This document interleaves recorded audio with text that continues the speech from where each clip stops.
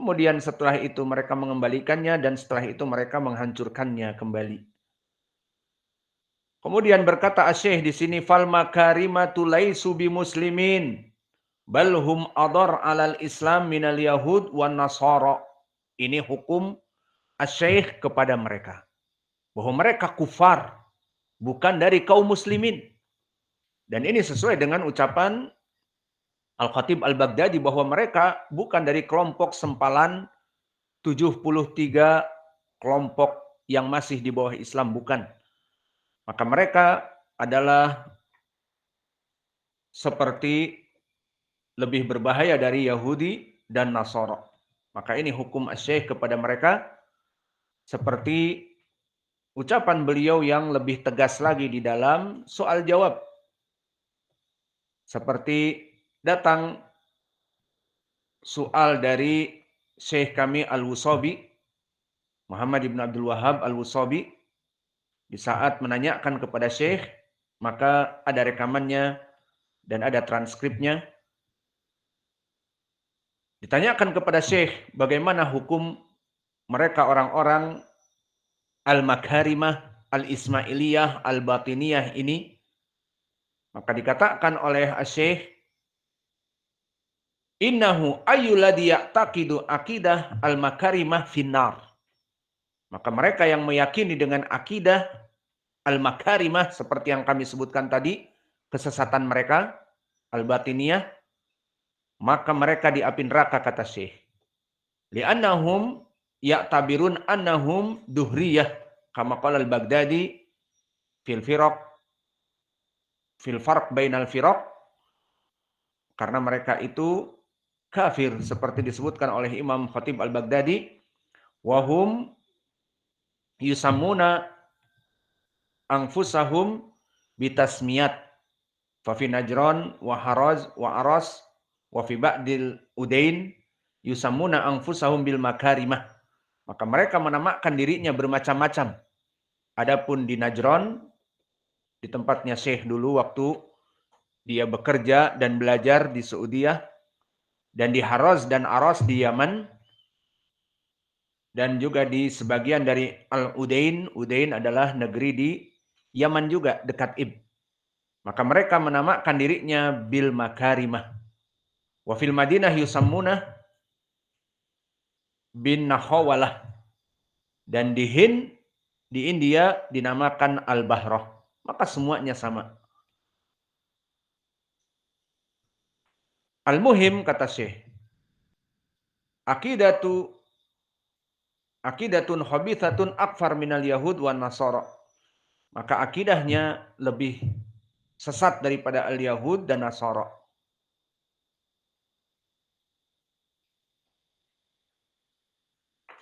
Ibahiyatun la farqa baina akidatihim wa baina as-suyu'iyah. Maka mereka orang-orang yang ingin seperti mengajak kepada ateis, tidak ada Rob, ibahiyah. Maka tidak ada bedanya mereka itu dengan kelompok as-suyu'iyah, komunis. Min ajli hadza kanu yafrahuna bisuyu'iyah an ta'tiyahum min ajli an yastabihu ma haramallah. Maka di saat di Yaman pada saat itu, di zaman Syekh Mukbil di Yaman Selatan seperti Aden dan juga Hadramaut, membawa para pemuda-pemuda mereka pemikiran komunis dan jadilah negara komunis, maka kelompok Al-Batiniyah ini, Al-Makarimah ini sangat senang dan mendukung karena menjadikan mereka ateis. Dan begitu pun selesai dari pertanyaan Syekh kami Muhammad Ibn Abdul Wahhab Al-Wusabi kepada Syekh kami juga Muqbil Al-Wadi'i tentang hukum Al-Makarimah, bahwa mereka di api neraka karena mereka bukan dari kaum muslimin.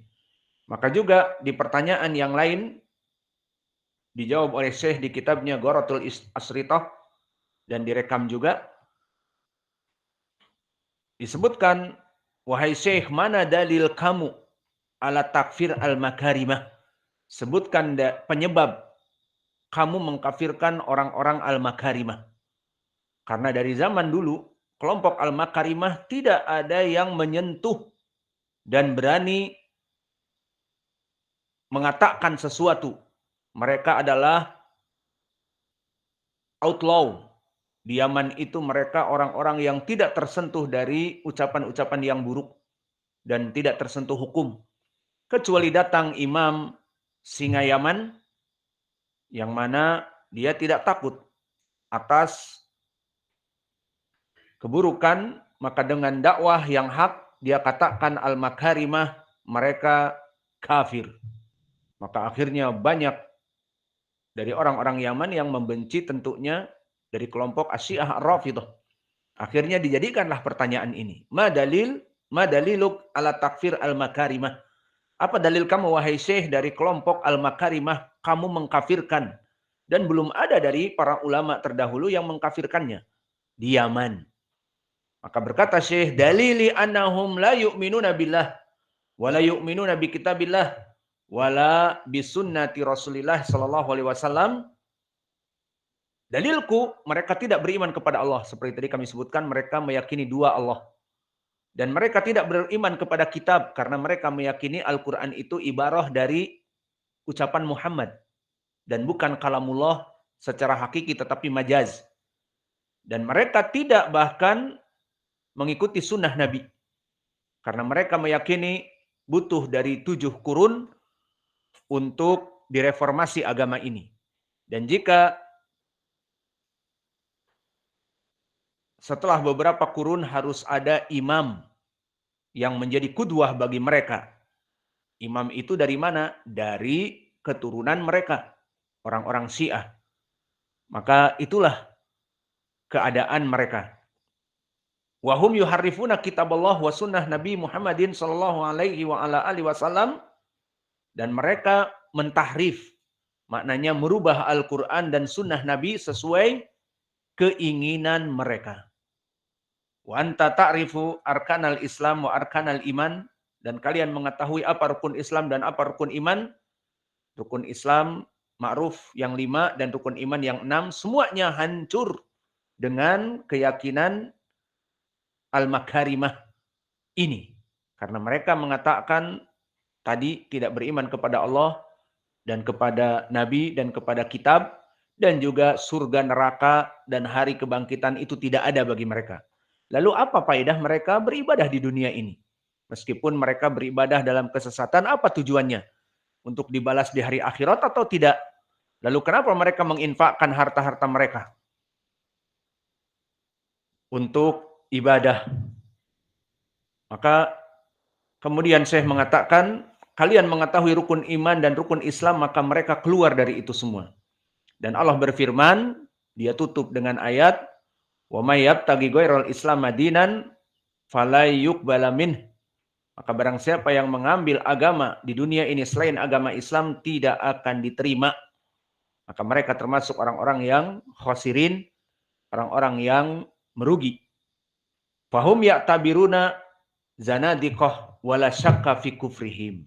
Maka mereka termasuk orang-orang zanadiqah. Zanadiqah adalah jamak dari zindiq, maknanya mengaku dari kelompok Islam dan masuk kepada Islam, namun tujuannya untuk menghancurkan Islam dari dalam.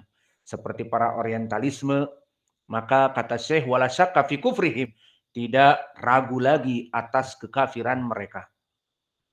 Maka ini dari hukum Syekh kami di saat dia mengatakan bahwa mereka itu lebih parah dari Yahud wan Nasara. Wa ma'ahada fahum yunsiruna da'watahum bil kutub wa bi ghairiha minal igra'at al maliyah. Dan begitu pun di sini mereka kelompok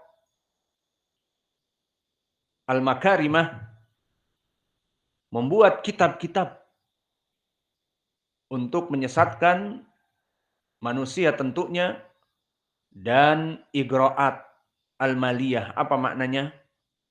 Mereka mengumpulkan uang-uang yang banyak Untuk apa? Untuk dibagikan kepada pengikut-pengikut mereka untuk menyesatkan manusia dari jalan yang hak. Maka ini adalah cara dari Yahud wan Nasara.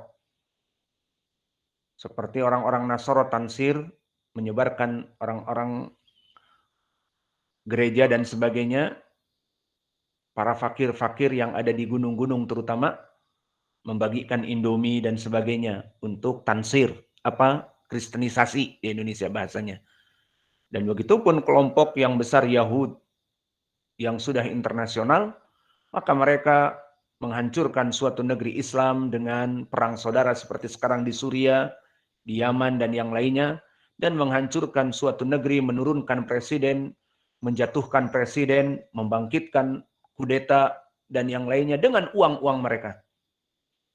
Maka begitupun di sini kata Syekh, kelompok dari Al-Makarimah sekarang ini untuk menyesatkan manusia atas kesesatan mereka yang nyata, maka mereka pun membuat kitab dan mereka membagikan harta-harta bagi pengikut mereka. Dan perkara ini barakallahu fikum sangat jelas di Yaman. Waktu kami di Yaman, di desa yang namanya Haraz dan Aros, terutama di Haraz, itu desa yang banyak villa-villanya.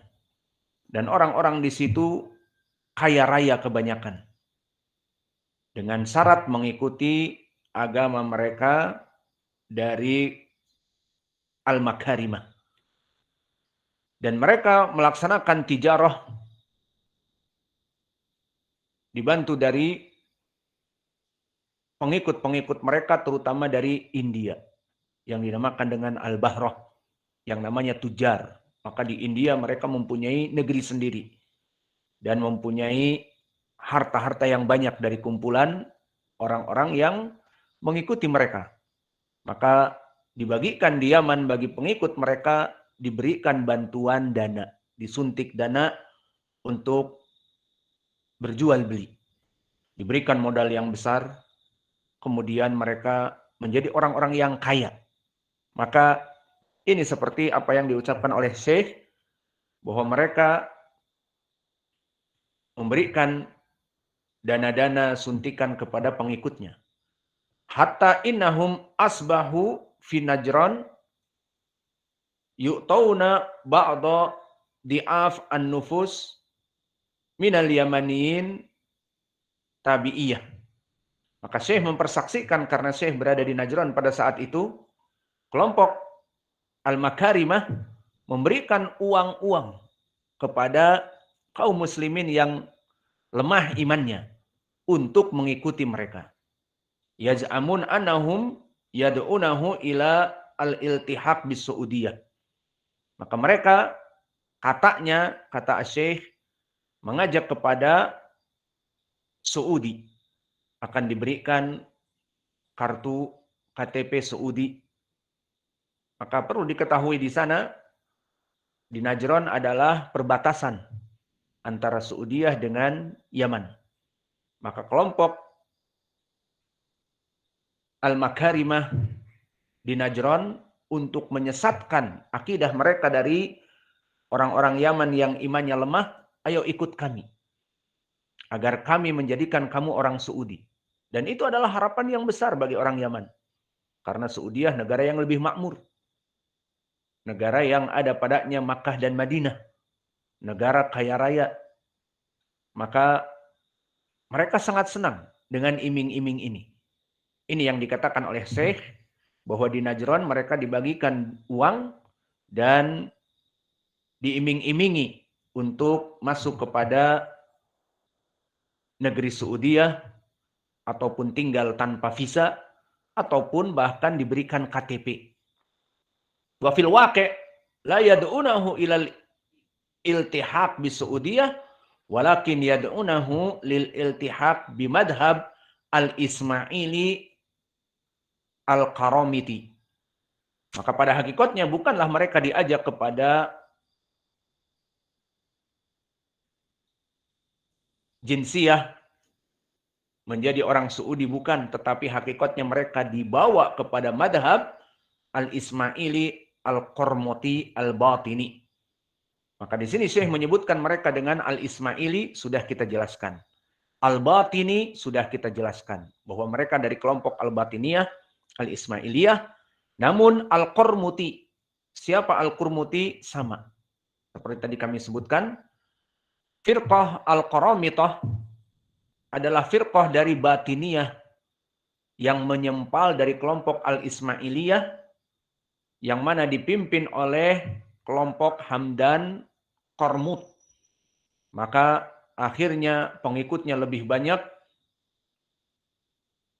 di zaman itu sehingga dia menyempal dari kelompok al-Ismailiyah, menamakan dirinya al-Qaramitah, jamak dari Qurmut, Qaramitah. Maka inilah keadaan dari kelompok-kelompok sesat. Maka semakin hari jumlah mereka semakin bertambah banyak, dan setelah bertambah banyak mereka memisahkan dari induk sempalan mereka. Maka kelompok al-Ismailiyah terpecah menjadi tadi apa saja?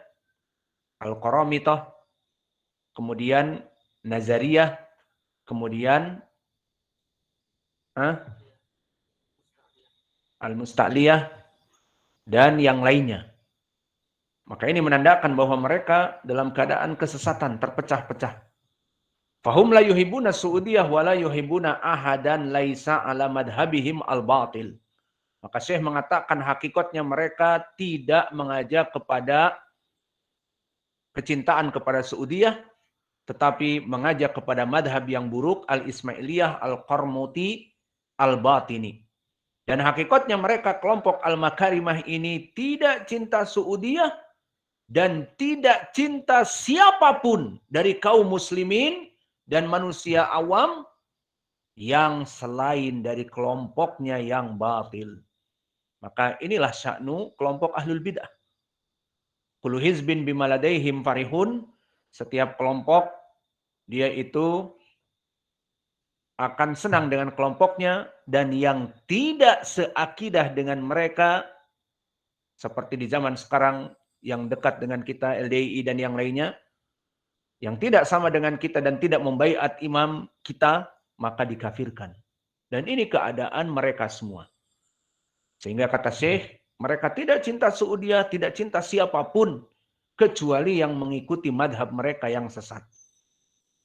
Aqulu hada an khibrah wa ma'rifah bihim. Li'anni makastu binajran qadra sanatain. Maka aku berbicara, kata Syekh, dari pengalamanku dan dari pengetahuanku, karena aku duduk di Najran, dan Syekh di sini di saat datang di Najran, dohirnya yang kedua kali untuk menuntut ilmu dan bekerja, maka di sini sementara Syekh bekerja di sana, kemudian setelah itu belajar di Makkah. Maka Syekh memperhatikan keadaan mereka.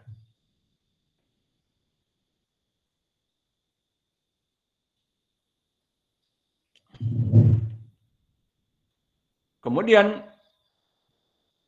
kita selesaikan muqaddimah ini.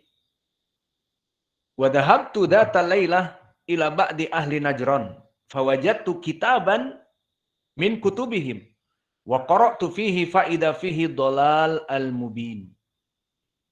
Maka berkata lagi Syekh, dan suatu hari, tentunya dia 2 tahun di Najran dan dia seorang tulabul ilm, maka dia mawas diri. Kata dia, aku mendapati kitab dari mereka, dan di saat aku baca kitab tersebut ternyata ada kesesatan yang nyata. Apa kesesatan yang nyata di sini? Di mana mereka mentafsirkan ayat Al-Quran atas kehendak hawa nafsunya. Maka di sini Syekh mengatakan kesesatan yang nyata itu di mana dia membaca innallaha ya'murukum an tadbahu baqarah.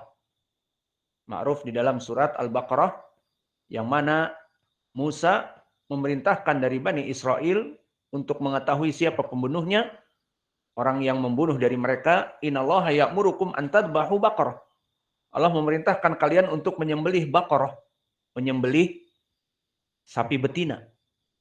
Qalu ditafsirkan oleh mereka kelompok Al-Makarimah Ismailiyah ini, qalu Aisyah.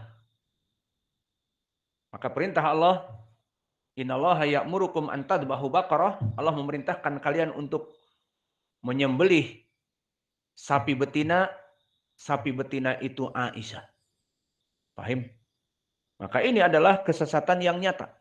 Dan ini bau dari aroma kebusukan Syiah. Maka kelompok Syiah Rafidhah, Al-Ismailiyah, Al-Makarimah, yang sama dari asas mereka, maka mereka dusta di saat mengatakan mencintai Ahlul Bait, di mana mereka menasabkan kepada Ali radhiyallahu anhu, dan Ali radhiyallahu anhu mengeluarkan cucu Nabi Hasan dan Husain, dan Husain terbunuh di Karbala. Ini yang jadi poin bagi mereka. Dan juga di sini mereka mengada-adakan gulu kepada imam-imam yang setelah Ali radhiyallahu anhu bersama Ali, dan mereka mengaku bahwa mereka mencintai Nabi dan keturunan Nabi, maka ini hanya sekedar dusta belaka. Kenapa? Karena mereka intinya membenci semua yang bukan dari kelompok mereka. Di antaranya Aisyah. Maka mereka masuk kepada fitnah Aisyah, fitnatul ifik. Seperti di hadis yang terakhir dari Kitabul I'tisam, bagaimana kejadian yang sebenarnya. Dan Allah telah menurunkan di dalam Al-Quran tabri'ah, pelepasan diri dari Aisyah. Namun mereka tetap menuduh Aisyah itu berzina, dan telah meninggal Aisyah. Dan Nabi telah ridho kepadanya, dan bahkan Allah telah ridho dengan ucapannya, wasabiqunal awwalun minal muhajirin wal ansar waladina taba'uhum bi isanin radhiyallahu anhum wa radu'an.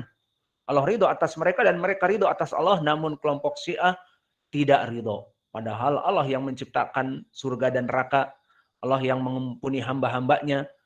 Kalau misalnya Aisyah kata mereka bermaksiat, ya sudah, Allah telah ridho di dalam ayat surat Taubah tersebut. Namun Syiah tidak ridho. Sampai sekarang disebutkan pelacur dan sebagainya.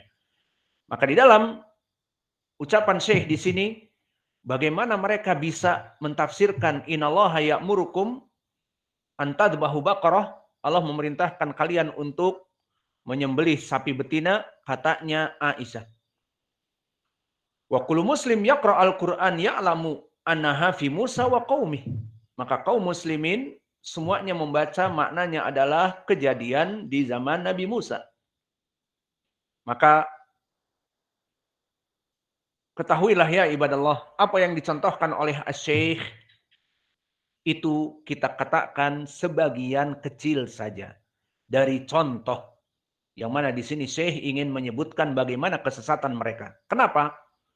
Karena madhab al-batiniyah, kelompok ini qaimun ala tahrif dawahiril kitab wa sunnah ala ma'anin mustanbitoh, bahwa mereka menafsirkan Al-Quran dan sunnah dikatakan mempunyai makna batin. Dohirnya seperti itu di Al-Quran, tapi maknanya batini. Itu dia.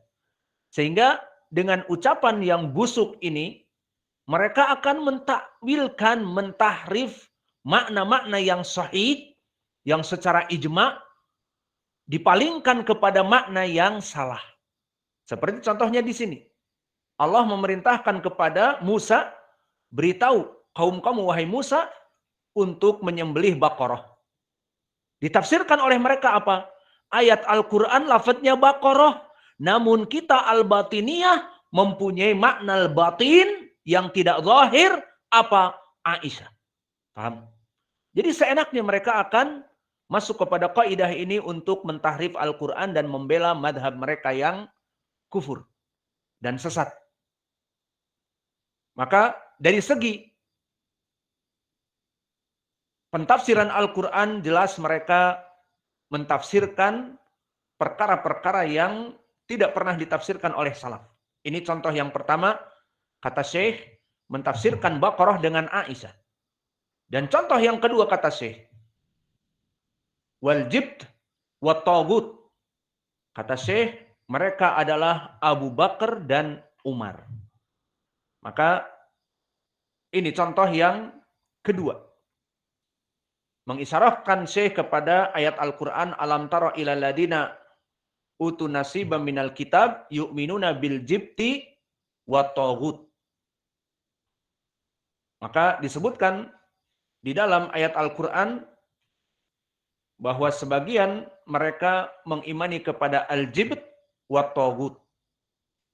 Apa definisi dari al-jibt? Dan apa definisi dari at-tagut? Dalam permasalahan seperti ini, kita kembali kepada salaf. Apa tafsiran salaf kita? Dengan sanad yang sahih tentunya.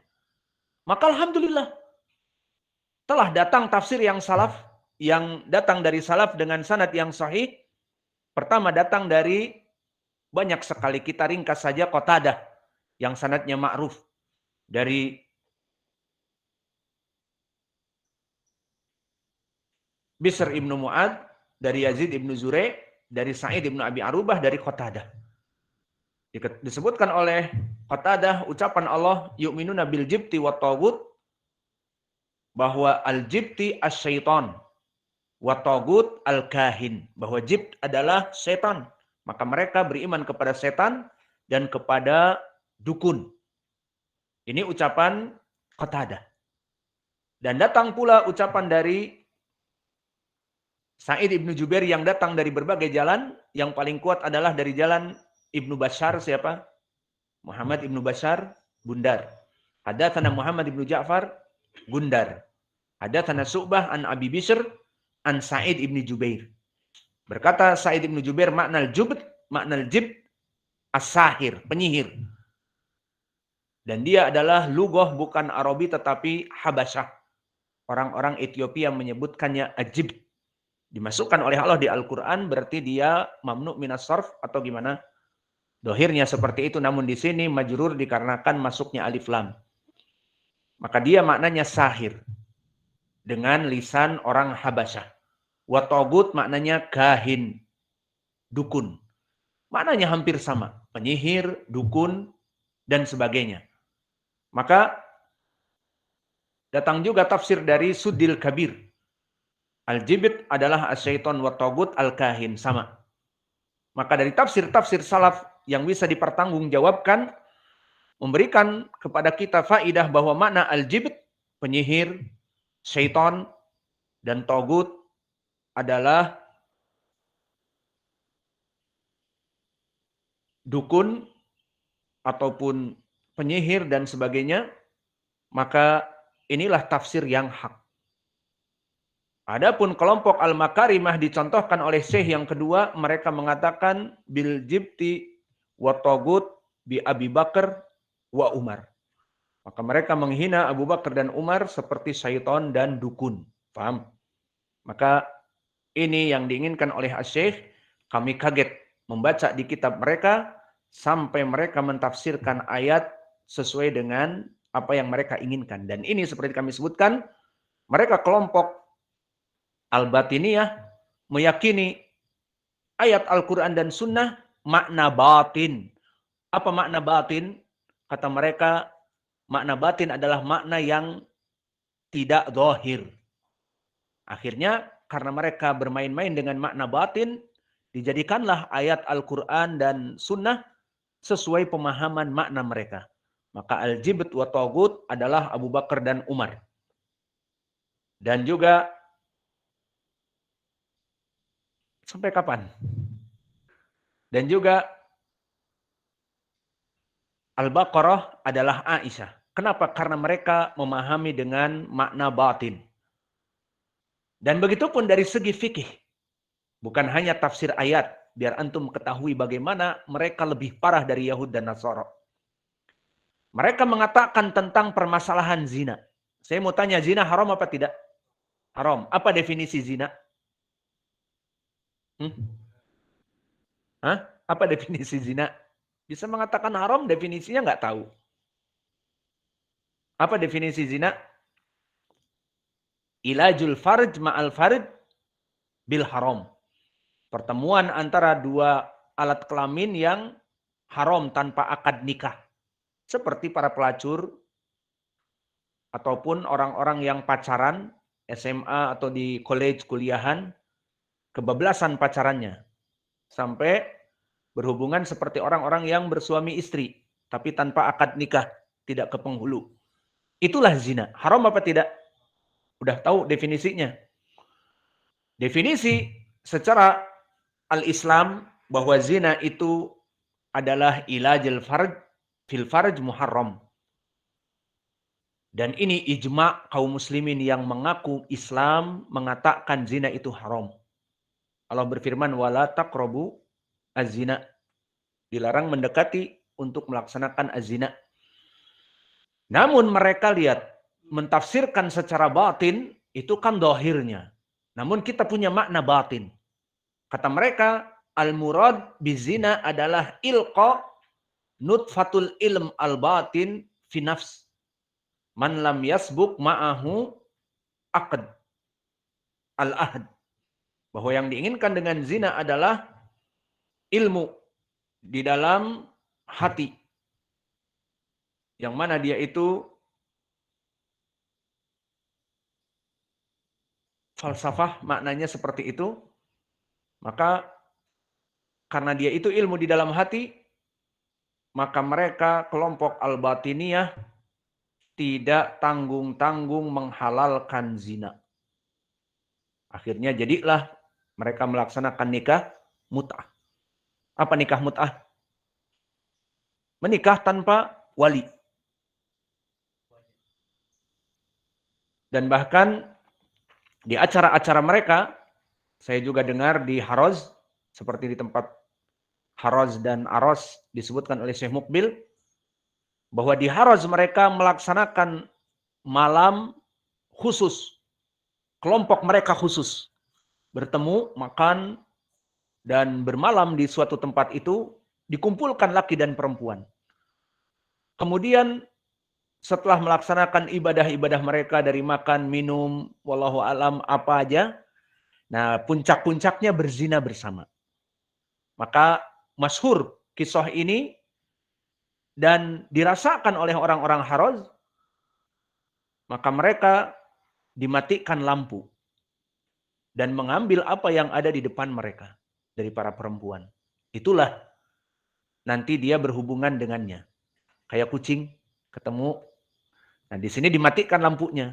Jadi sudah dipersiapkan laki-laki berapa, perempuan berapa, makan dulu, minum, dan ceramah dari syekh mereka.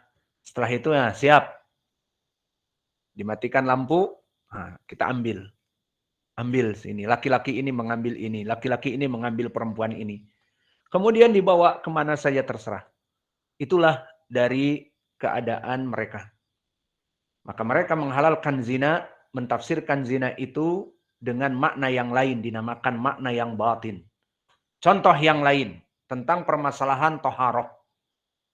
Mereka menganggap pula bahwa tuhur, kalimat toharoh di dalam hadis-hadis, layak balu salati ahadikum ida ahdatha hatta yatawadoa, bahwa toharoh itu bukan wudu yang biasa kita lakukan, tetapi toharoh itu adalah at-tabarri wa tanaddof min i'tiqad kullu madhab su wa mubaya'atil imam.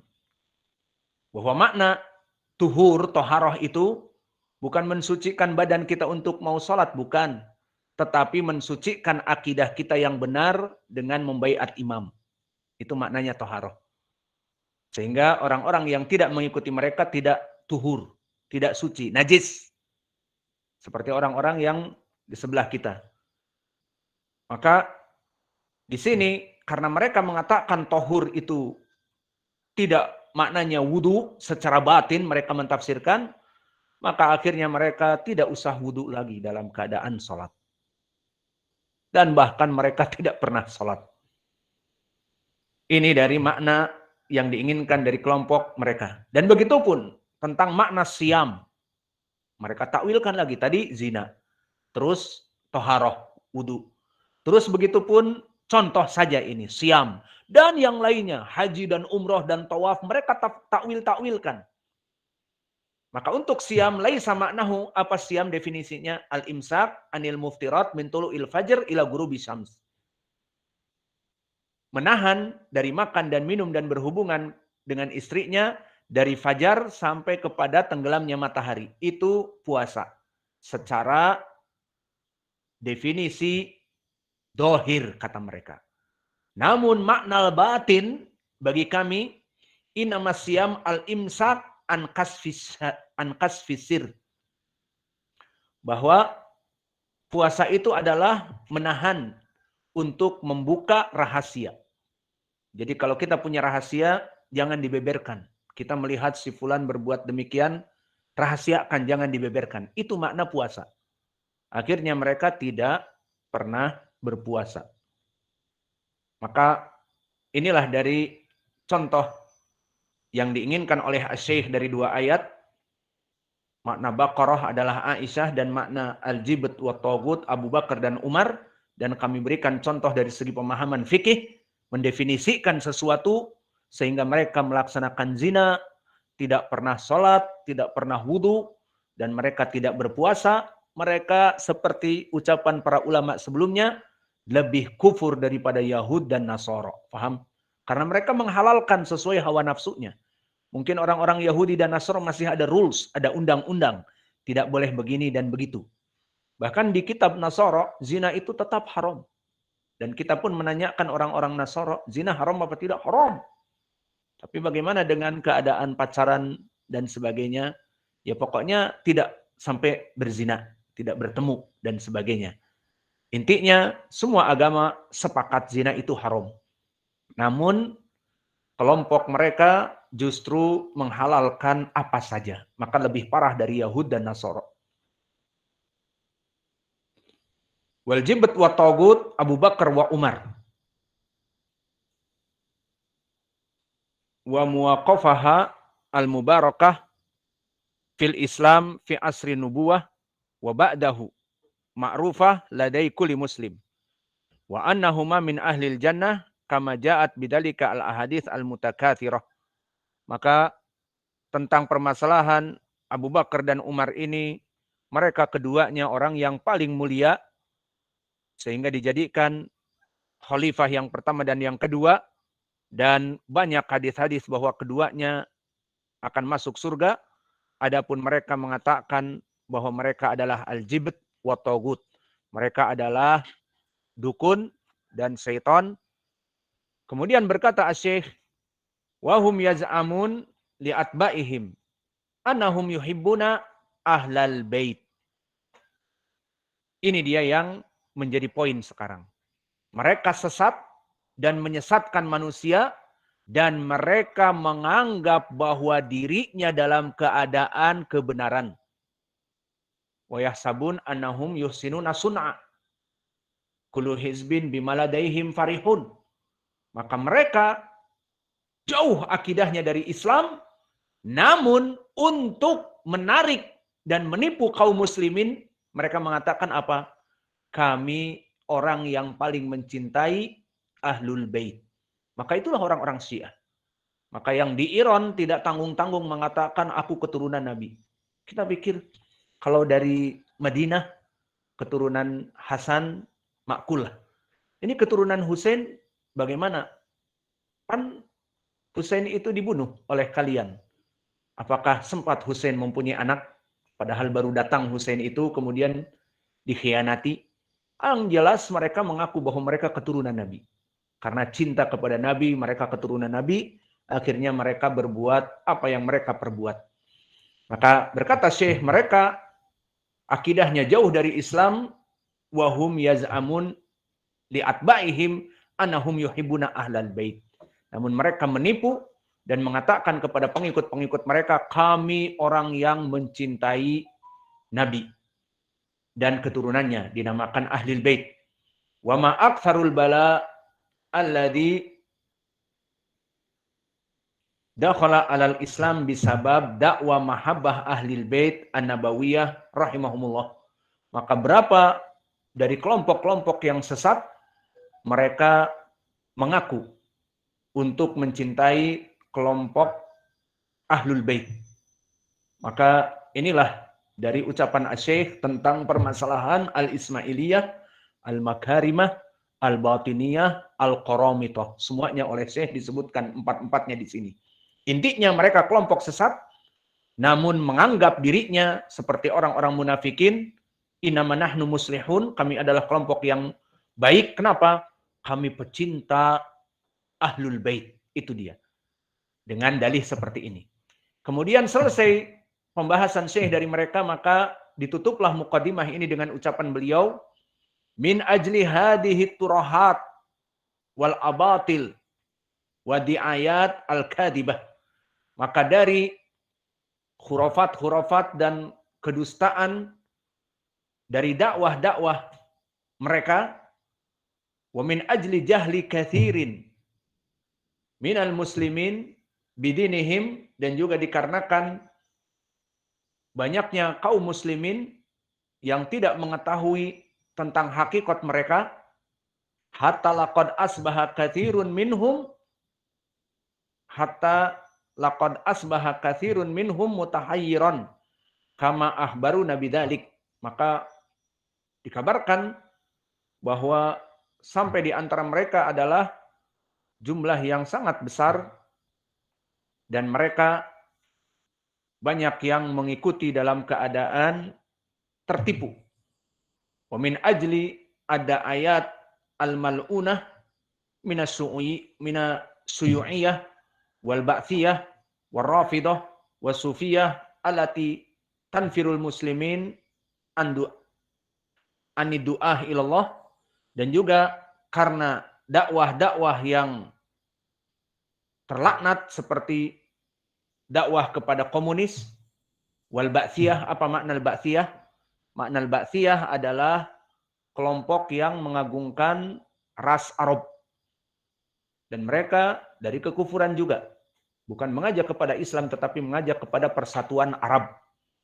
Dan mereka kufur. Bukan Islam sama sekali, tetapi Arab. Warafidah ma'ruf. Syiah Rafidah. Wasufiyah ma'ruf. Dan dakwah-dakwah mereka ini menyebabkan tunafirul muslimin anidu'ah ilallah. Menjauhkan kaum muslimin dari dakwah yang hak. Ra'aitu an ajma'a nubdah an dakwati ahli sunnah bil Yaman fa'aqulu billah at-taufiq. Maka oleh sebab itu aku menulis kitab ini untuk menjelaskan apa itu dakwah yang hak dari dakwah ahli sunnah wal jamaah. Maka ini yang bisa kita berikan di pelajaran pagi ini yang singkat namun padat. Ya, singkat. Maka mohon maaf atas kesingkatannya. Wa naktafi ila huna wa jazakumullahu khaira wa barakallahu fi ilmikum. Subhanakallahumma bihamdika asyhadu an la ilaha illa anta astaghfiruka